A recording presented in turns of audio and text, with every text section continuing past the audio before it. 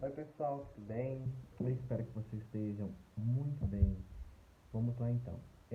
Na aula de hoje, sétimo ano, nós vamos falar na página 13 aí, as formas do saber. Então, né, formas do saber. O que que isso quer dizer pra gente? Esse texto aí que você vai ler, eu não vou poder fazer leitura, vai ficar muito cansativo aqui pra vocês, mas eu vou explicar o que que aqui está querendo dizer, tá? Mas é muito importante que vocês leiam e leiam em casa, tá? É o seguinte, nós temos que entender que a humanidade, né, ela surgiu há muitos e muitos e muitos anos, né? Há mais de 2.500 anos aí, já existiam cidades, existiam pessoas, existia filosofia, tá? E o principal, existiam os porquês. Por quê? Para quê? Como? Onde? Como? Onde? É, para que isso, entendeu? Quando? Então são todas essas perguntas aí, elas existiram e provavelmente sempre vão existir. Por quê? Nós vamos discutir hoje.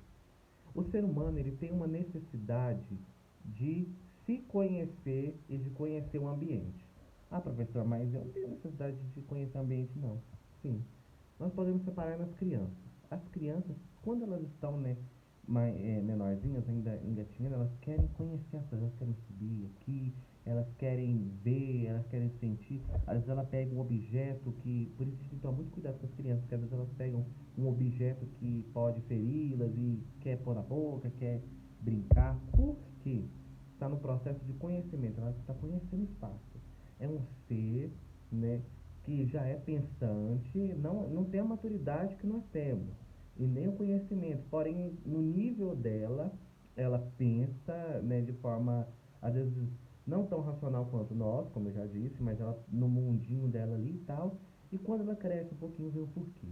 E às vezes essas crianças deixam a gente numa saia justa, num sufoca aí, por quê?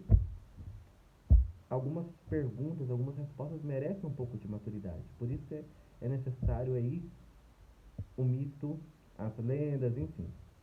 Então aqui esse texto ele parte de uma ordem cronológica, vem explicar para a gente aí a necessidade do ser humano. Então logo no início aí, a busca da verdade foi através da mitologia, né, antiga, lá você vai lembrar da Grécia, dos contos relacionados à questão de deuses, a Hera, Tora, Zeus, enfim, eles criaram essa mitologia para o quê? Para justificar a origem das coisas, né? E assim fundaram algumas religiões, algumas coisas aí, de acordo com a cultura deles, que nós não vamos entrar em detalhe. Nós só vamos fazer uma pincelada que é para vocês entenderem como a necessidade do ser humano em criar, é, criar histórias, criar significado, buscar e criar significado para as coisas. E uma delas, que até hoje é percorrente, é a origem do universo. Nós temos aí três grandes e principais teorias aí que nós já sabemos, mas enfim, nós não vamos entrar em detalhes. Então o que acontece? Depois, né, buscar um novo caminho, a filosofia. O que é a filosofia? Filosofia? Filosofia, filosofia. A filosofia, pessoal, na verdade, ela foi um instrumento de reflexão, né? Aí nós não sabemos ao certo, com certeza, não nasceu só. Não, nós acreditamos que a filosofia ela sempre existiu. Porém, ela foi descoberta, né? Igual o nosso ar que a gente respira, ó. Nós estamos respirando aqui, o ar sempre existiu, porém ele foi descoberto quando? Aí já é uma outra história, entendeu? Vamos lá então. Depois vieram que que tem a notícia dos conhecidos filósofos da natureza. Então eram pessoas, filósofos aí, Aristóteles está aí para poder falar um pouquinho para a gente. O que? Eram pessoas que buscavam a origem das coisas nos elementos naturais, desde a terra, o ar, o fogo, terra, ar, fogo, enfim, esses elementos aí, é, para justificar a origem das coisas e criar aí reflexões que são muito importantes e algumas delas muito atuais. Uma delas aí que nós já vimos já foi a de Aristóteles, né, que ele fez a classificação. Então vamos lá. Mais à frente, o ser humano ele vai evoluindo, né? E hoje em dia nós temos aí as ciências modernas. Lembrando que as ciências modernas nem elas são infalíveis, porque nós já vimos aí que o que hoje em dia diz uma coisa, depois eles já contradizem, enfim, o texto está falando aqui sobre isso, tá? Verdadeiro, vamos lá. As ciências modernas não são infalíveis, visto que em determinados momentos da história teorias consideradas verdadeiras por longos períodos são abaladas por novas descobertas, né?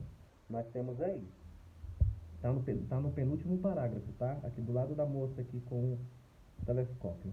Então, diante desses fatos, é importante e nós vemos aí como o ser humano ele dá essa valorização para o conhecimento. Como você já sabe, primeiro nós vamos ler, nós vamos estudar e depois eu vou fazer um vídeo explicativo aqui embaixo só das perguntas, beleza?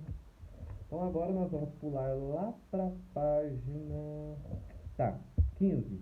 Você vai ver aí em conexões algumas pessoas aqui que ao olhar aparentemente nós vamos pensar que são sábios. Por quê?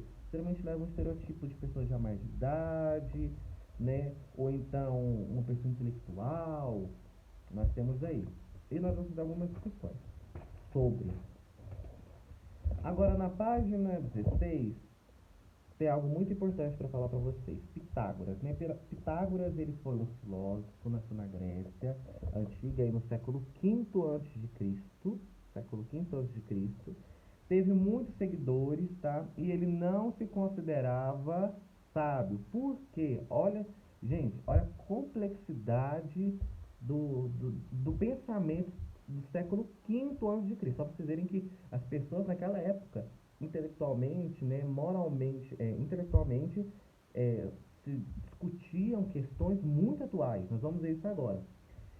Então, Pitágoras, né, para ele a verdadeira a filosofia, né, ele que deu esse contexto aí, né, de que filosofia significava amor à sabedoria e filósofo amigo da sabedoria. Olha que interessante. Por quê? Por que ele não se considerava sábio? Porque para ele, um sábio, né, era uma pessoa que conseguia atingir em um patamar assim muito elevado de conhecimento. E ele estabeleceu critérios para isso, nós vamos ler agora.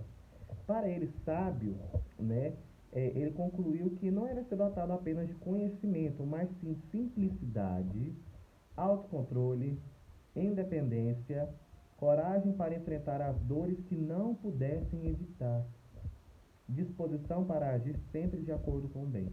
Então ele fez esses critérios aí, e entre outros, que significava a palavra sábio. Então para ele não era sábio. Toda vez que alguém falava sábio, né, tal, assim, assado, ele falava, ele corrigia e respondia que ele era um filósofo. Olha que interessante, porque muitas pessoas se julgam sábias, mas será que elas têm simplicidade, autocontrole, independência, coragem para enfrentar o que não depende dela e disposição para agir sempre de acordo com o bem? Cabe uma reflexão, né? Então, esses critérios que ele elaborou são muito importantes e muito atuais, né? Logo aí, gente, no século V a.C. É muito interessante. As atividades nós vamos fazer depois. Já está finalizando nossa aula, nós vamos finalizar agora aqui na página 17, que tem algo muito importante para falar para vocês. Vocês sabiam que antigamente os filósofos, né, como Pitágoras, enfim, eles tinham alguns seguidores. E geralmente esses seguidores eram jovens, sim, jovens da idade de vocês aí, 13, 14, 17 anos, mais ou menos aí, né, tal. E esses seguidores deles, eles seguiam porque acreditavam que as pessoas de mais idade e que se dedicavam à filosofia e às ciências, no texto aqui está falando, estudos das ciências, eram consideradas pessoas sábias. E assim eles, né, tinham seguidores. Era como se fosse o Instagram da época, tá? A pessoa, sei lá, seguir a pessoa, sei lá, conversar com ela tal. Era o Instagram da época.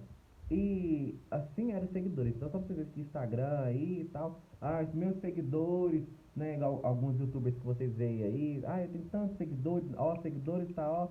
século V a.C., aí o pessoal já tinha seguidores, só para vocês verem, só que de um formato diferente.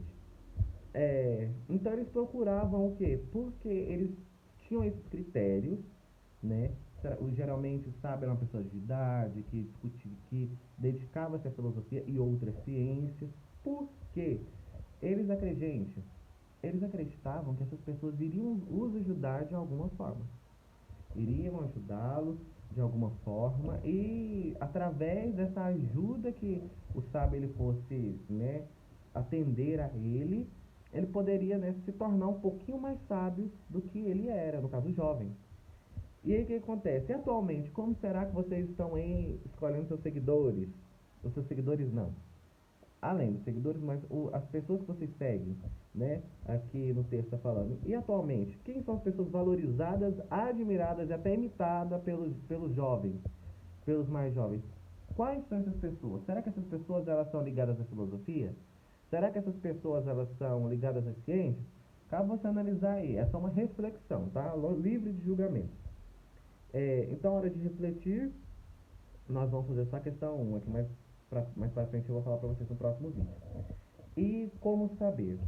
Então, pessoal, há muito tempo, né, eles investigaram o que somos capazes de saber. Por quê? A filosofia, como eu já expliquei para vocês em sala de aula e até em outras videoaulas, ela é uma ciência que é como se tivéssemos duas pessoas aqui, ó. Uma mais jovem, vou colocar baixinho aqui, e uma mais velha.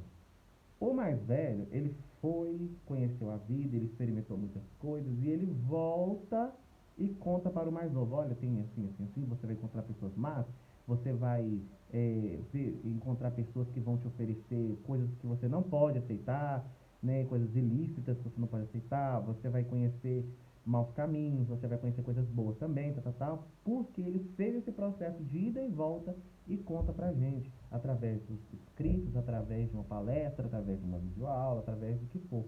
E aí agora cabe o jovem a fazer o mesmo caminho que o sábio ele fez. Então, por quê? É como se fosse, trazendo agora para o literal, é como se fosse, olha, você vai passar pelaquela rua, aquela rua tem uma pedra, assim, assim, sabe? Porque vai minimizar os erros. Assim você vai errar menos.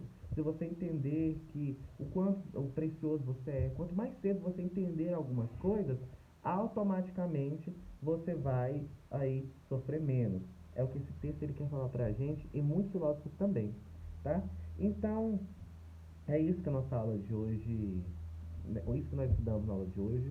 Eu espero que vocês tenham entendido. Caso vocês estejam com alguma dúvida ou tenham alguma dúvida, enfim, não entendi tal parte, deixe aqui nos comentários para mim que eu vou ter o maior prazer em responder vocês, tá? Um abraço e até a próxima aula. Tchau, tchau.